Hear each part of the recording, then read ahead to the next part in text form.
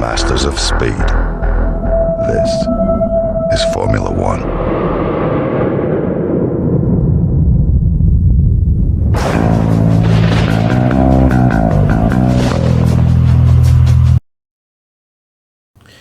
Welcome to sunny France. This is another F2 setup video. Let's go. So remember, no qualifying, just jumping straight into it. Still with Frederick Vestry, 5 red lights. Let's go. That was a poor start. Really poor start. And Lawson is right on my tail. So I've run massively wide. Massively wide into turn 1.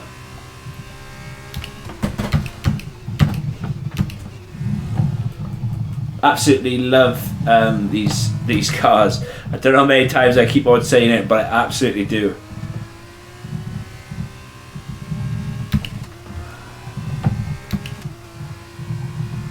Really do. Lawson's rapid. Lawson's probably going to get past me by here because of just how much the toe really helps these F2 cars. I generally thought that he had the better of me there. Staying off that curb on the inside, as it will spin you around. As here comes Lawson again. The toe on these F2 cars, phenomenal.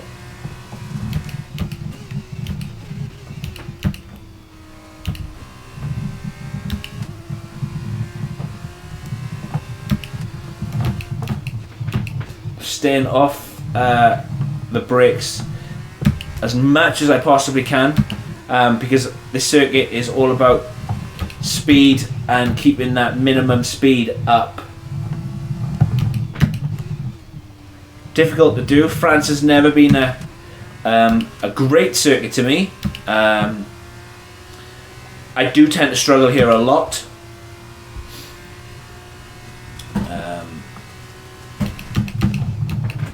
With everything, the minimum speed, and turn 1-2 is tricky, man.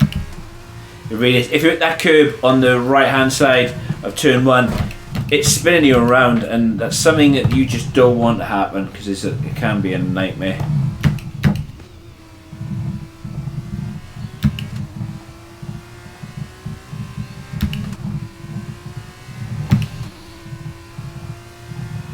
I need to try and get out of Lawson's DRS before the end of the next lap. Otherwise, he's going to absolutely annihilate me down this straight.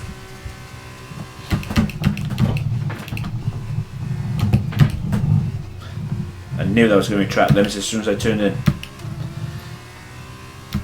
Because I'm special like that.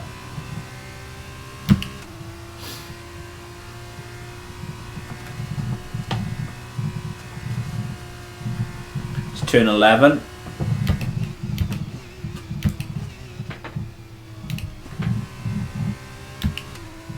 Letting the car slow you down pretty much through turn 11, which is great when you're out in front, but unfortunately when you've got other cars in front of you, you have to be, you can't use the car in front to slow you down, otherwise you'll end up losing a front wing, and that's something you don't want to do.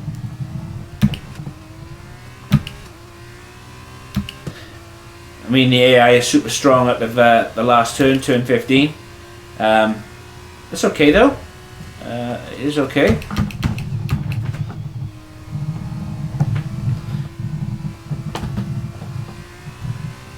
Track limit warning, which is nice. Not. It's my own fault though. I was really reluctant to get onto the power at turn 1 because I didn't want to spin, which kind of tends to happen, especially when you get too much throttle, or put too much throttle application down, which is pretty good because I managed to just keep Lawson out of the DRS for this lap. I need to improve though, because I mean he's gained half a second on me in just a few corners, and that's what I mean about touching that curb. Need to be really careful of it.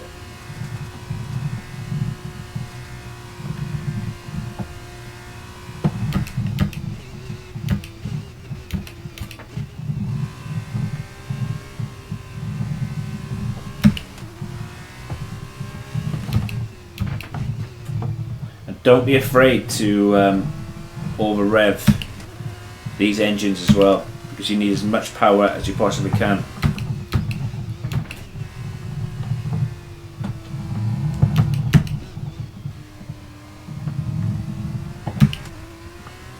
They absolutely bolt off that last corner. As you can see, they gain 2/10 each lap, which is not ideal, but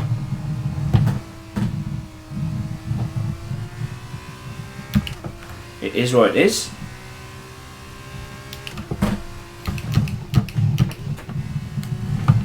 As you can see, I'm taking turn 1 and turn 2 with a little bit of caution.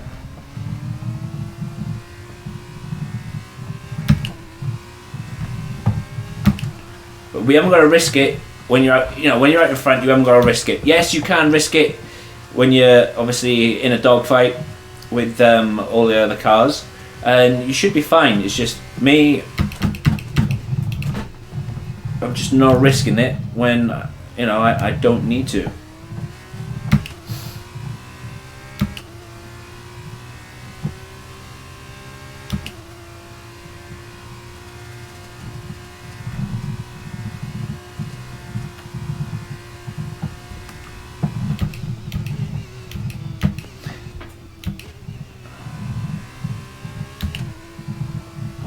This is one circuit though that the AI, apart from turn 15, are not very good at.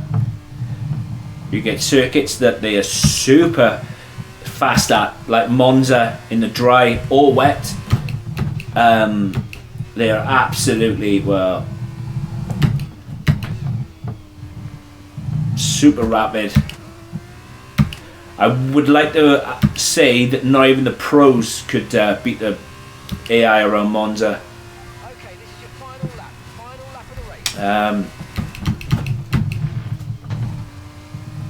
That's how fast they are at Monza.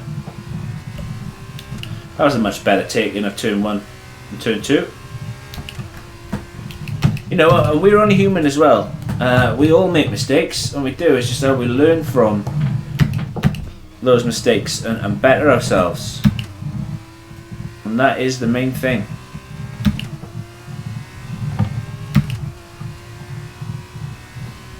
That is the main thing indeed.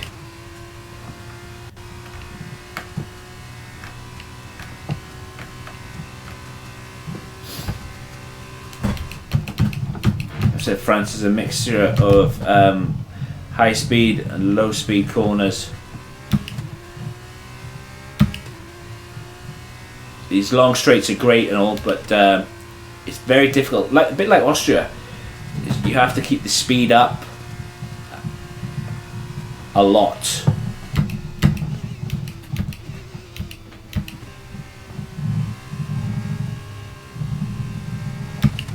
And it really, really does cripple you on tyre wear.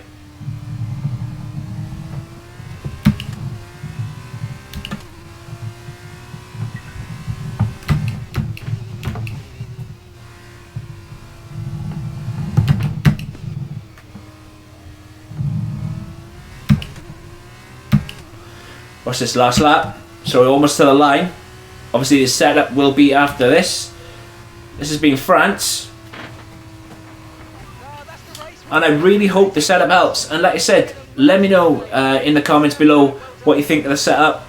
And we'll have a discussion about it. So as they climb out of the car, the ART team are ready and waiting to celebrate a thoroughly deserved win.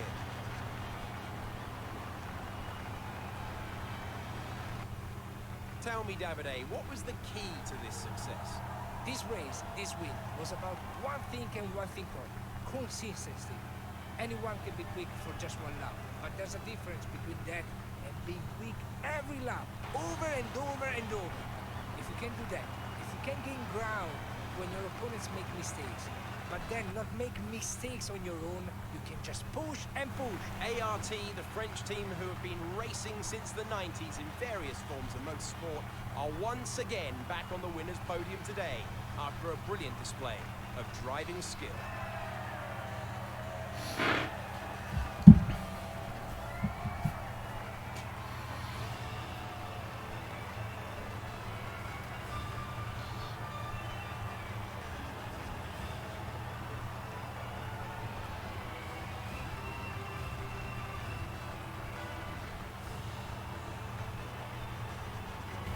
Now then, Davide Valsecchi, who would you say was your driver of the day?